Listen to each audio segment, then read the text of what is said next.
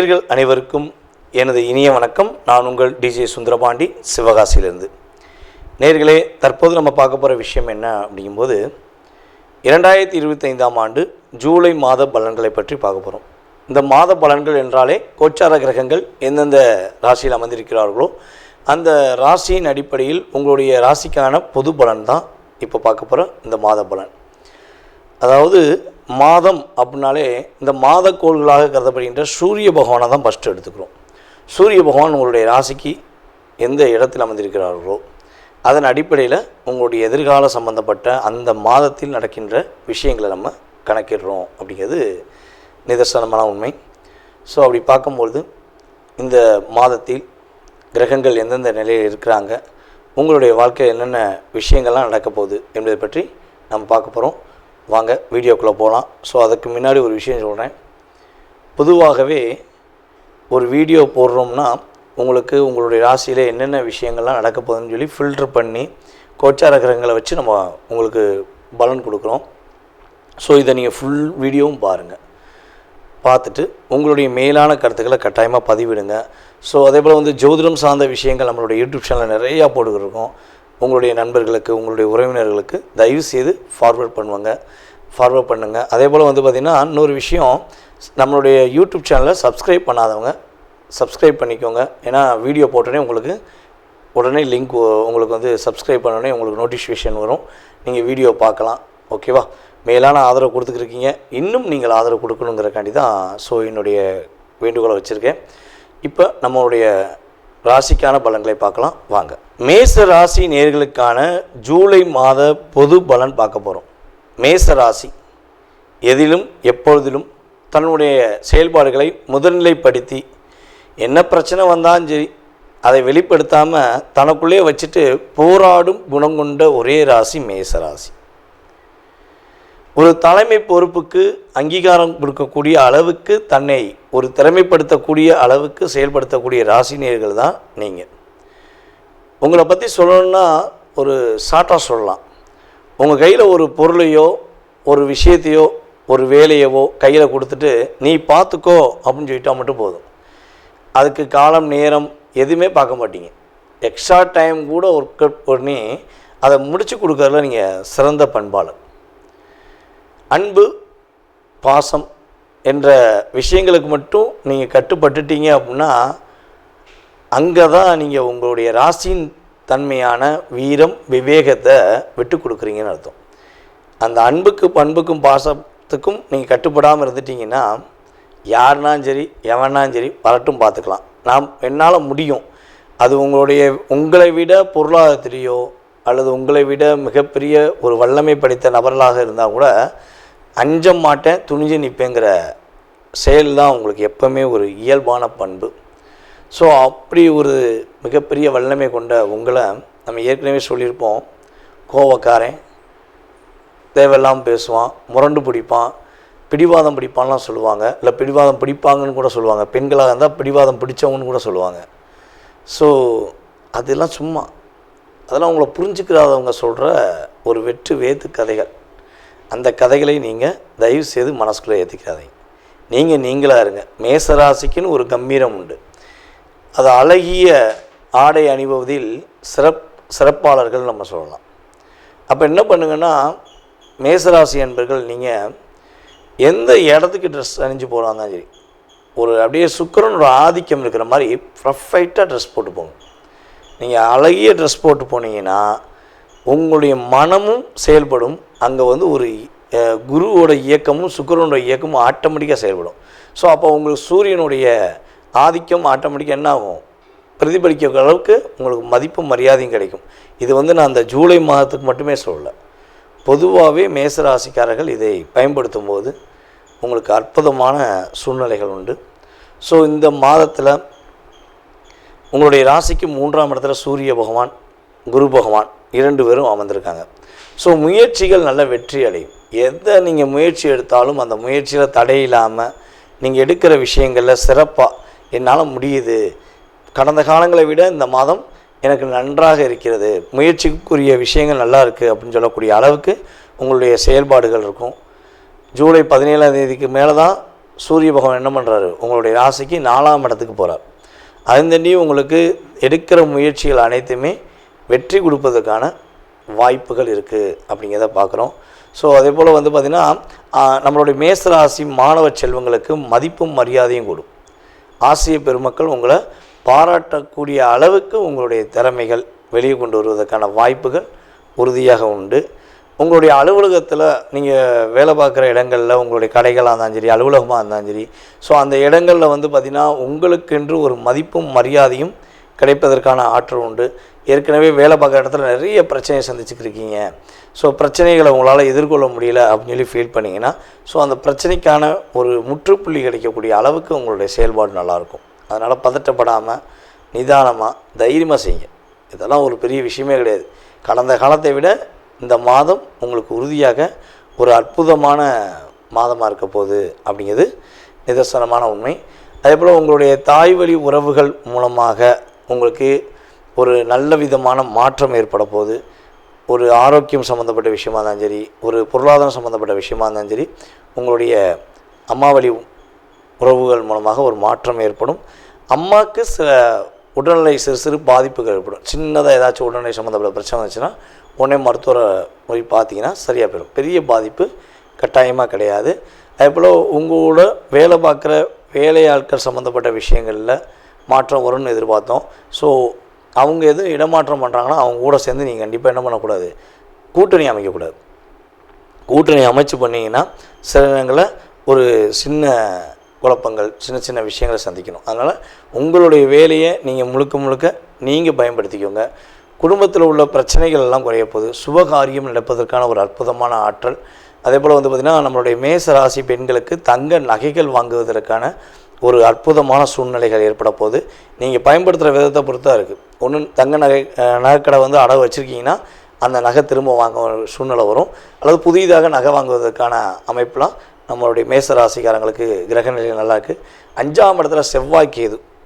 5ஆம் இடத்துல செவ்வாய் கேது மட்டும்தான் உங்களுடைய லைஃப்பில் ஒரு சின்னதாக ஒரு சேஞ்சஸ், ஒரு என்ன சொல்கிறேன்னா யாராவது ஒருத்தவங்க புத்திமதி சொல்கிறேன்னு சொல்லி உங்களை டிஸ்டர்ப் பண்ணுவாங்க. 5ஆம் இடத்துல செவ்வாய் கேது இருக்கிறதுனால குழந்தைகளுடைய ஆரோக்கியம் சம்மந்தப்பட்ட விஷயங்களை கவனம் செலுத்தணும். இந்த 2 விஷயந்தான் கவனமான விஷயம். ஓகேவா? அதை தவிர்த்து வந்து பார்த்திங்கன்னா புதன் நல்லா இருக்கார். புதன் உங்களுடைய ராசிக்கு 4ஆம் இடத்துல வந்திருக்கிறாரு. அதுபோல் சனி பகவான் ராசிக்கு 12ஆம் வந்திருக்கிறாரு. ராகு பகவான் 11ஆம் இடத்துல வந்திருக்கிறார். இதெல்லாம் உங்களுக்கு அற்புதமான சூழ்நிலைகளை, உங்களுக்கு மாற்றத்தை கொடுக்கக்கூடிய சூழ்நிலை இருக்குது. நகை எப்படி வாங்க போகிறீங்கன்னு சொன்னோம்னா, உங்களுடைய ராசிக்கு 2ஆம் இடத்துல சுக்கிரன் வந்திருக்கனால மேசராசி பெண்களுக்கு தங்க நகைகள் வாங்குவதற்கான அமைப்பை உறுதியாக கிரகங்கள் கொடுக்குது. பயன்படுத்திக்கோங்க, சரியான முறையில் பயன்படுத்துங்க. வெற்றி உண்டு, மகிழ்ச்சி உண்டு. ரிஷப ராசி அன்பர்களுக்கு ஜூலை மாதம் 2025ஆம் ஆண்டு என்னென்ன மாற்றங்களை கோச்சார கிரகங்கள் கொடுக்க போகுது அப்படிங்கிறத பார்க்க போகிறோம். ரிஷபராசி அனைவரிடமும் அன்பாக, பண்பாக, பாசமாக பழகக்கூடிய ராசியில் ரிஷபராசி நேயர்கள் முதன்மையான இடத்தை பிடிப்பார்கள். தன்னுடைய சிந்தனைகளை, தன்னுடைய செயல்பாடுகளை எப்பொழுதுமே வெளிப்படையாக பேசி ஒரு ஏமாற்றத்தை சந்திக்கக்கூடிய நபர்கள் தான் நீங்கள். ஏன்னா மனசில் ஒன்று வச்சுட்டு வெளியே ஒன்று பேச தெரியாது. பெரிய விஷயமே அதான். மனசில் பட்டதை வெளியே அப்படியே என்ன சொல்கிறேன்னா, யார் அதை என்ன நினைப்பாங்கலாம் யோசிக்காமல் நீக்காடு வெளியே பேசிடுறீங்க.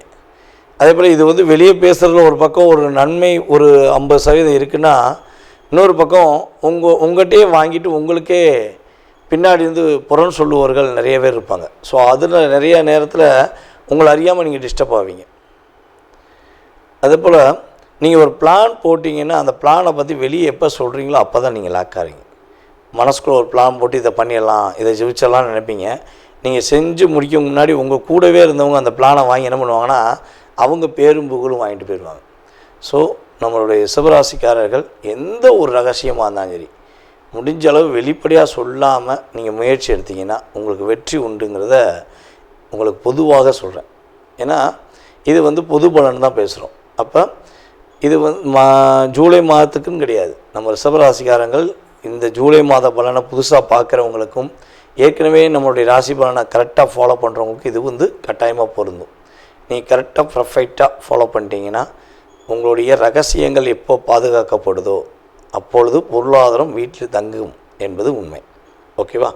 சரி, இப்போ ஜூலை மாதத்தில் கோச்சார கிரகங்கள் எங்கெங்கே உங்களுடைய ரிஷபராசிக்கு அமர்ந்திருக்காங்கன்னு பார்க்கும்போது, ரிஷபராசியின் அதிபதி சுக்கிரன் ராசிக்குள்ளே அமர்ந்திருக்கிறார். சுக்கிர பகவான் ராசிக்குள்ளே அமர்ந்திருக்கிறார். ராசிக்கு 2ஆம் இடத்துல சூரியன் குரு பகவான். அதே போல் பார்த்திங்கன்னா ராசிக்கு 3ஆம் இடத்துக்கு சூரிய பகவான் கிட்டத்தட்ட 17ஆம் தேதிக்கு மேலே உள்ளே போயிடுறாரு. அதே போல் புதன் பகவான் பார்த்திங்கன்னா ஆல்ரெடி உங்களுடைய ராசிக்கு 3ஆம் இடத்துல, 4ஆம் இடத்துல செவ்வாய் கேது, உங்களுடைய ராசிக்கு 10ஆம் இடத்துல ராகு, 11ஆம் இடத்துல சனி பகவான். இந்த கிரகங்களுடைய கோச்சார அமைப்புகள் உங்களுடைய வாழ்க்கை என்ன மாற்றம் கொடுக்க போகுதுன்னா, ரிஷபராசி அன்பர்களுக்கு தொழிலில் நல்ல ஒரு முன்னேற்றத்தை கொடுக்க போகுது கிரகங்கள். இந்த கோச்சார கிரகங்கள் இந்த இடத்துல அமர்ந்திருக்கும் போது என்னென்னா, தொழிலே பண்ண முடியலைங்க, ரொம்ப கஷ்டமாக இருக்குது, தொழிலை விட்டுட்டு போயிடலாமா அப்படின்னு நினைக்கிற ரிஷபராசி அன்பர்கள் யாராக இருந்தாலும் சரி, உறுதியாக தொழிலை நீங்கள் மேன்மைப்படுத்துவதற்கான ஒரு ஆற்றல் வரும். நீங்கள் கண்டிப்பாக வெற்றி பெற முடியுங்கிற தன்னம்பிக்கையை உங்களுக்கு உங்களுடைய ராசியின் அதிபதியும் கொடுக்குறாரு. அதுக்கேற்றவாறு உங்களுடைய ராசிக்கு 3ஆம் இடத்துல சூரியன் உள்ளே வந்தோடனே, புதனோடு சேர்ந்து சூரியன் இணைய ஆரம்பித்தோடனே ஆட்டோமேட்டிக்காக இந்த மாதம் எண்டுக்குள்ளே மறுபடியும் நான் தொழிலை புதுப்பிக்கிறேன், என்னால் தொழிலை நடத்த முடியும் அப்படிங்கிற தன்னம்பிக்கை உங்களுக்கு வந்துவிடும் என்பது நிதர்சனமான உண்மை. பண பழக்க வழக்கம் கொஞ்சம் நன்றாக இருக்கும். பணம் எங்கேயாச்சும் பணம் கேட்டிருக்கீங்க கிடைக்கல அப்படின்னு வருத்தப்பட்டீங்கன்னா, ரிஷபராசி என்பவர்களுக்கு உறுதியாக பண புழக்க வழக்கம் அதிகரிப்பதற்கான ஆற்றல் செயல்பாடுகள் ஏற்படுதுங்கிறத பார்க்குறோம். சரி, நீங்கள் ஒரு நல்லா யோசிச்சு பாருங்களேன். ரிஷபராசிக்காரங்களுக்கு ஒரு பொதுவாக ஒரு விஷயம் சொல்கிறேன். உங்கள் கையில் பணம் இல்லைங்கிற சூழ்நிலை எப்போ வரும்னா, அடுத்தவங்க பிரச்சனைக்கு போய் எப்போ நீங்கள் பணத்தை கொடுத்து உதவுறீங்களோ அப்போ தான் உங்களுக்கு பிரச்சனையே வரும். அதே போல் ஒரு டாக்குமெண்ட் உங்களுக்கு ஒரு பத்திரம் குறையுது, ஒரு பிரச்சனை வருது அப்படின்னா அதுக்கு காரணம் என்னென்னா, நீங்கள் யாருக்காவது ஜாமீன் கையெழுத்து போட்டிருப்பீங்க. ஸோ அதுக்கப்புறம் தான் உங்கள் வீட்டில் ஒரு பத்திரம் குறையும். ஆட்டோமேட்டிக்காக என்ன ஆகும், அந்த ஜாமீன் கையெழுத்து போட்டதுக்காண்டி இந்த பத்திரத்தை, உங்கள் வீட்டில் உள்ள பத்திரத்தை அடமானம் வச்சு அந்த அவங்க பிரச்சனை முடிப்பீங்க. ஸோ இதுதான் இயல்பாகவே உங்களுடைய மைனஸ். நீங்கள் அதெல்லாம் கடந்து இனிமேலாவது உங்களுடைய வாழ்க்கையில் உங்களுடைய முன்னேற்றத்துக்காக, உங்களுடைய குடும்பத்துக்கான முன்னேற்றத்துக்காக வாழணும்னு ஆசைப்பட்டீங்கன்னா, ஜாமீன் கையெழுத்துன்னு ஃபோன் பண்ணி கூப்பிட்டாங்கன்னா உங்கள் ஃபோனை சுவிட்ச் ஆஃப் பண்ணி ஒரு 2 நாள் ஃப்ரீ மைண்டாக ஜாலியாக இருந்தது. தயவுசெய்து அப்படி பண்ணுங்கள். ஏன்னா தேவையில்லாத ஜாமீன் கையெழுத்து போட்டு நீங்கள் மாட்டினது என்னையை பொறுத்தளவு போதுன்னு தான் சொல்லுவேன். ஓகேவா? ஸோ இது ஒரு விஷயம். அதே போல் பார்த்திங்கன்னா, இந்த கிரகங்களுடைய அமைப்பு ரீதியாக குழந்தை பாக்கியம் கிடைக்கும். ரிஷபராசி என்பவர்களுக்கு குழந்தை பாக்கியம் கிடைப்பதற்கான வாய்ப்பு உண்டு. இவ்வளவு நாட்களாக அதிகமான மன அழுத்தம், தேவையில்லாத கெட்ட பேர், தேவையில்லாத பிரச்சனைகள் கடந்த ஒரு 5 மாத காலமாக ஏண்டா இருக்கும் அப்படிங்கிற நிலைமையெல்லாம் கிரக ரீதியாக ஏற்பட்டுச்சு அப்படின்லாம் இருந்துச்சுன்னா அது குறைஞ்சிரும், நல்லாயிருக்கும். அதே போல் பார்த்திங்கன்னா, இந்த 1.5 வருஷமாக என்ன சொல்கிறேன்னா, நீங்களாகவே இல்லை. ஏற்கனவே நம்ம ராகுகேது பயிற்சி வீடியோ பார்த்துருந்தீங்கன்னா உங்களுக்கு தெரிஞ்சிருக்கும்.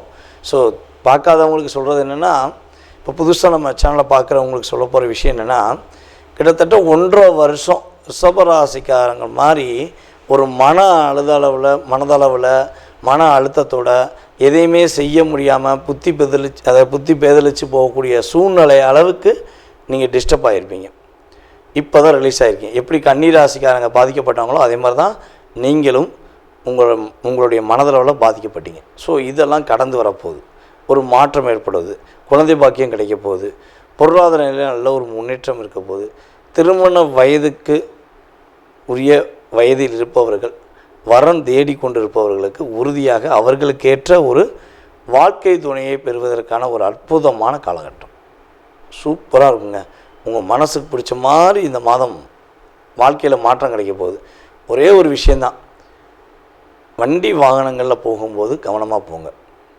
அதே போல் ஒரு புதுசாக வீடு கட்ட போகிறீங்க அப்படின்னா இந்த மாதம் இயற்கையாகவே நம்ம பண்ண மாட்டோம். ஆணி ஆடியில் புதிய வீடு கட்டுவதற்கான முயற்சி எடுக்க மாட்டோம். ஸோ அதுக்கு மீறி ஏதாவது ஒரு வீடு சேஞ்சஸ் பண்ணணும்னு நினைக்கிங்க, அல்லது வீடு கட்டணும் முயற்சி எடுக்கிங்கன்னா தயவு செய்து அவாய்ட் பண்ணிடுங்க. ஏன்னா யார் பண்ணுறாங்களோ பண்ணலையோ நீங்கள் பண்ணணும். ரிஷபராசி என்பர்கள் உங்களுடைய ராசிக்கு 4ஆம் இடத்துல, ராசிக்கு 12ஆம் இடத்த அதிபதி, ராசிக்கு கரெக்டாக பார்த்திங்கன்னா 8ஆம் இடத்ததிபதி என்று கருதுகின்ற, அதாவது ரிஷபராசிக்கு 12ஆம் இடத்ததிபதி மற்றும் ராசிக்கு 7ஆம் இடத்ததிபதி என்று கருதுகின்ற செவ்வாய் பகவான் 4ஆம் இடத்துல கேதுவோடு சேர்ந்து உட்கார்ந்துருக்கிறார். ஸோ அப்போ கேதுவோடு சேர்ந்து அமர்ந்திருக்கிறாருன்னா உறுதியாக என்ன பண்ணணும், வீடு இடமாற்றம் பண்ணக்கூடிய விஷயங்களில் கவனம் செலுத்தணும். கணவன் மனைவி ஒற்றுமை சம்மந்தப்பட்ட விஷயங்களை கொஞ்சம் விட்டு கொடுத்து போங்க. விட்டு கொடுத்து போனீங்கன்னா லைஃப் சூப்பராக இருக்கும், மாற்றம் உண்டு, வெற்றி உண்டு. செவ்வாய் கேது சேர்க்கைக்கு மட்டும் ஒரே ஒரு வழிபாடு பண்ணிக்கோங்க ரிஷபராசி அன்பர்கள். ஒவ்வொரு நாளும், அதாவது முடிஞ்சளவு தினமும் விநாயகரை வழிபாடு செய்யுங்க.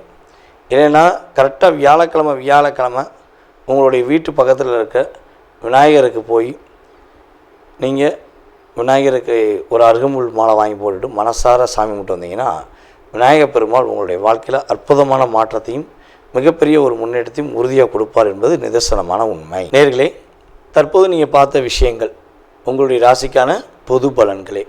இது உங்களுடைய வாழ்க்கையில் 20% உங்களுடைய வாழ்க்கையில் மாற்றத்தையும் ஏற்றத்தையும் கொடுக்கக்கூடிய விஷயமாக இருக்கும். ஸோ இதை தாண்டி உங்களுடைய மனசில் நிறைய கேள்விகள் இருக்கலாம். வீடு கட்டுறதுலேருந்து, கல்யாணம் முடிக்கிறதுலேருந்து, கடன் பிரச்சனையிலேருந்து, உடல் ஆரோக்கியத்திலேருந்து, ஸோ எக்ஸட்ரா இந்த மனிதனுடைய கேள்விகளுக்கு அளவே கிடையாது. அப்படிங்கிற மாதிரி உங்களுடைய மனசில் நிறைய கேள்விகள் இருக்கலாம். ஸோ இந்த கேள்விக்கான பதிலை இந்த வீடியோவில் நம்ம முழுமையாக பார்க்க முடியுமானா 100% கிடையாது. ஏன்னா இது பொது பலன். இப்போ ஒரு ராசி எடுத்துக்கிட்டோம்னா அந்த ராசியில் 1 கோடி பேர் இருக்காங்கன்னா 1 கோடி பேருக்குமே இது பெரிய விஷயமாகுமான கிடையாது. ஓகேவா? ஸோ அப்போ உங்களுடைய சுய ஜாதகம், உங்களுடைய லக்னம், உங்களுடைய கிரக அமைப்பு ரீதியாக உங்களுடைய நட்சத்திரம், உங்களுடைய ராசியின் அடிப்படையில், அதே போல் உங்களுடைய தசா புத்தி அடிப்படையில் இப்போ உங்களுக்கு என்ன தசா நடக்குது, என்ன புத்தி நடக்குது, ஸோ கடந்த காலங்கள் உங்களுக்கு என்னென்ன நடந்திருக்கும், எதிர்காலத்தில் என்ன நடக்க போகுது அப்படிங்கிறத மிக துல்லியமாக தெரிஞ்சுக்கணும்னு நீங்கள் விருப்பப்பட்டால் கீழே உள்ள நம்பருக்கு நீங்கள் என்ன பண்ணுங்கன்னா மேக்ஸிமம் வாட்ஸ்அப்பில் எஸ்எம்எஸ் போட்டு விடுங்க. அதில் எஸ்எம்எஸ் போடும்போது தாங்கள் எந்த ஊர்லேருந்து பேசுகிறீங்க, அதேபோல் எந்த நாட்டிலேருந்து ஜாதகம் பார்க்கணுன்னு விருப்பப்படுறீங்க அப்படிங்கிறத தயவுசெய்து இன்ஃபார்ம் பண்ணுங்கள். ஏன்னா நமக்கு வெளிநாட்டிலலாம் நிறைய கால்ஸ் வருது, எல்லா ஊர்லேருந்துமே, எல்லா கண்ட்ரிலேருந்து வருது. கனடாலேருந்து, சிங்கப்பூர்லேருந்து, மலேசியாவிலேருந்து, ஸோ ஆஸ்திரேலியாவில் கூட நமக்கு நிறைய பேர் நம்மகிட்ட ஜாதகம் பார்த்துக்கிட்டு இருக்காங்க. அப்போ டைம் வேரியேஷன் ஆகும். இந்தியாவுக்கும் அந்த நாடுகளுக்கும் உள்ள மற்ற நாடுகளுக்குள்ள டைம் வேரியேஷன் வித்தியாசமாக இருக்கும். ஸோ அப்போ நீங்கள் எந்த நாட்டிலேருந்து பேசுகிறீங்க அப்படிங்கிறீங்களோ அதுக்கு தக்கன உங்களுக்கு அப்பாயின்மெண்ட் டைம் கொடுக்கப்படும். ஸோ அதனால் தயவுசெய்து மேக்ஸிமம் கால் பண்ணி எடுக்கலைன்னா நீங்கள் வாட்ஸ்அப்லேயே எஸ்எம்எஸ் பண்ணுங்கள். உங்களுக்கான கால நேரத்தை அப்பாயின்மெண்ட் டைம் பிடிச்சி உங்களுக்கு ஜாதகம் சம்மந்தப்பட்ட அத்தனை விதமான கேள்விகளுக்கும் பதிலளிக்க நான் காத்திருக்கிறேன். மேலும் உங்களுடைய மேலான ஆதரவை கொடுத்த எங்களுடைய ரசிக பெருமக்களுக்கும் அன்பு நேயர்கள் உங்களுக்கும் என்னுடைய பணிவான நன்றியை கூறி விடைபெறுகிறேன். நன்றி, வணக்கம்.